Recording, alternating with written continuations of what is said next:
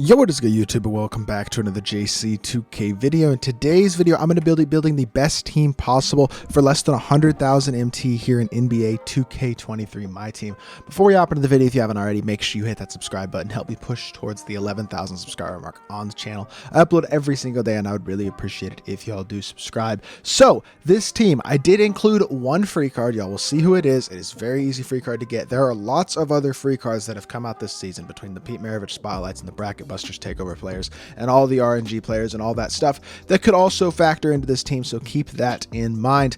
But starting off at our starting point guard position, we're spending a big chunk of the 100K on Luke Walton. He's 30,000 MT, which is like three-tenths of our budget, but that's okay. I think he's worth it. 6'8" with a 6'8" wingspan. Not the greatest wingspan, but I mean, his height is very valuable at the point guard position. Hot spots from 3 out of 5 spots outside the 3. Hoff, Boley, and Limitless range, as well as Clamp Breaker, Dimer, handles for days, quick first step, unpluckable, and a few defensive Hoffs, including anchor and clamps. His defensive stats are really good. He's nice and fast. He's a very good shooter, and he's a very solid slasher as well. Can get every badge upgraded. Has a really nice release. I really like the Markel full space a lot.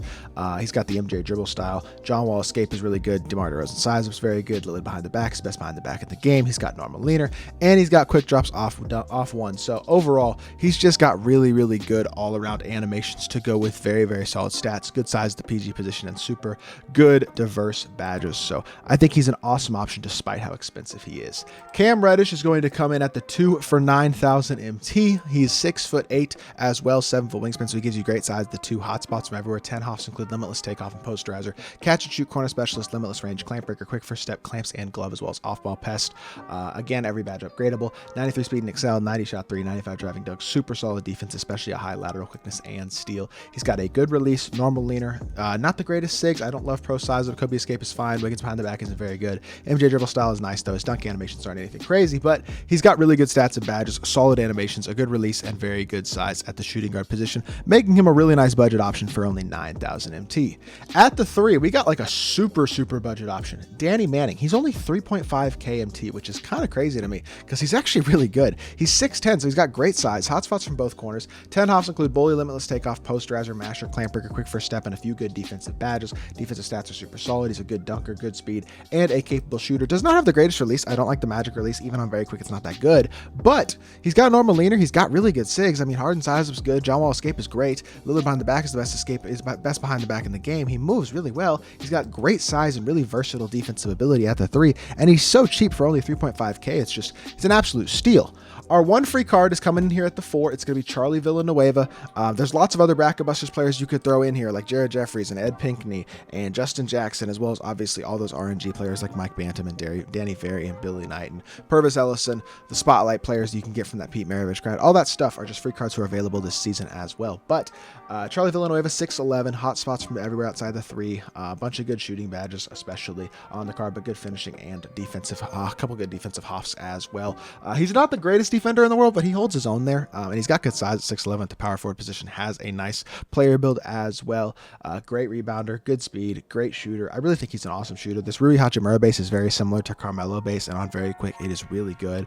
He moves pretty well. He's got quick drops off 1. He's got normal leaner. He is just a really nice free card at that power forward position. And then at the starting center position, the center position is one of the weaker positions here, but we're going with Nicholas Claxton. I like this Claxton card, I think, a lot more than the average person does. I really think he's awesome. He's 6'11" with 6 Hoffs, which isn't a lot, but they're all defensive Hoffs, and they're really good Hoffs. He's an elite defender, really good rebounder, has good speed and good shooting, as well as great dunking. Does need some shooting badge upgrades. Things like Limitless range would help him out, as well as bailout, break starter, and then a couple other badges if you want to add them to him. I like his release. I think it's really smooth. I think it's pretty quick. I'm a big fan of it for a big man. Normal leaner, MJ dribble style. Rest of his sigs aren't nice, but I mean, at least he has a dribble style, so it can move a little bit, and then he can dunk the ball pretty consistently as well. I really like this card a lot, though. He still actually plays on my team, which is kind of crazy to say that I still have a diamond card in my actual squad. So I don't mind for 11,000 MT, which is expensive for a diamond, but for 11K, him being our starting center.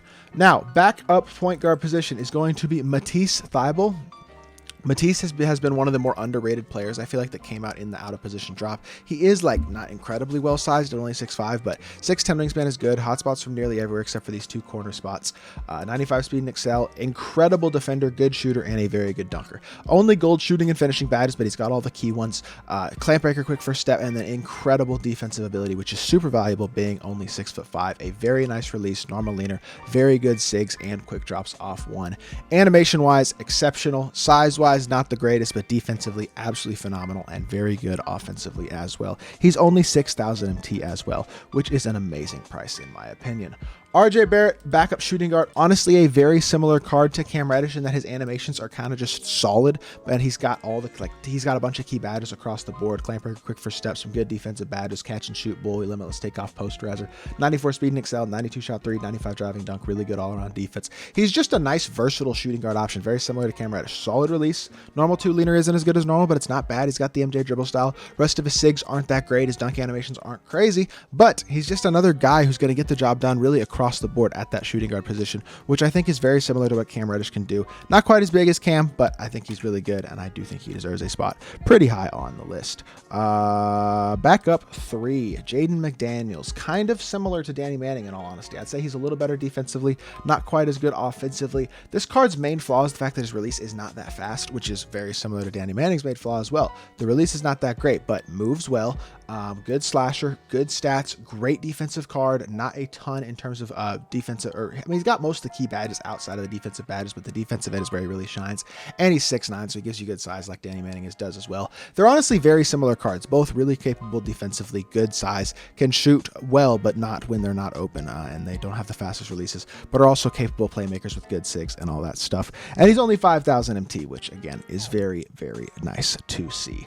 Backup power forward, another cheap card in Christian Wood at only 6,000 MT, a great pick and pop power forward. Honestly, very similar to Charlie Villanueva in that way. 6'10" with a 7'3" wingspan. He's a better slasher than Villanueva is, has bully, limitless takeoff, and posterizer, 85 speed and excel, capable shooter, does have gold limitless range, has a nice release. Playmaking badges aren't anything crazy, but the defense is very capable as well. But again, kind of like Villanueva, not the greatest defensive card in the world, just pretty solid on that end. A very good shooter.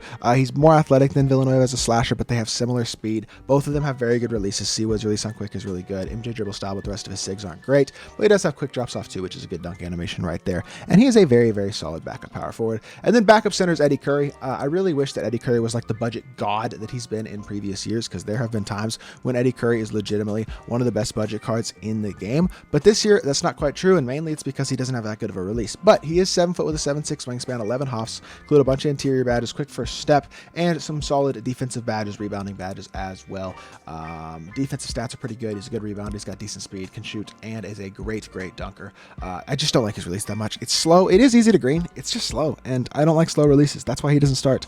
That's why James Wiseman's not on this team at all. I do think it's better than James Wiseman's release because it's smoother and more consistent, I feel like, but it is slow, and that's his main flaw because he has a great player build. He's got good size. He can shoot, and he's a very athletic card who's a very capable defender as well, and a great rebounder. Just wish he had a better release because he would be higher up on the list, but he's only 10,000 MT, and I think he caps off the team very well. So this team only costs about 88,000 MT. I didn't even use the whole 100,000 MT, which is pretty nice. Really, really solid little budget team right here. This is like an awesome starter team that you can build around with other free cards, other slightly more expensive budget cards, things like that. This type of team can give you a really good start to your team and to your grinding in my team. So hopefully this video does help y'all out. If it does, make sure you hit that like button, leave a comment, and subscribe, and I'll be back with more 2K content very, very soon. I appreciate y'all. Peace.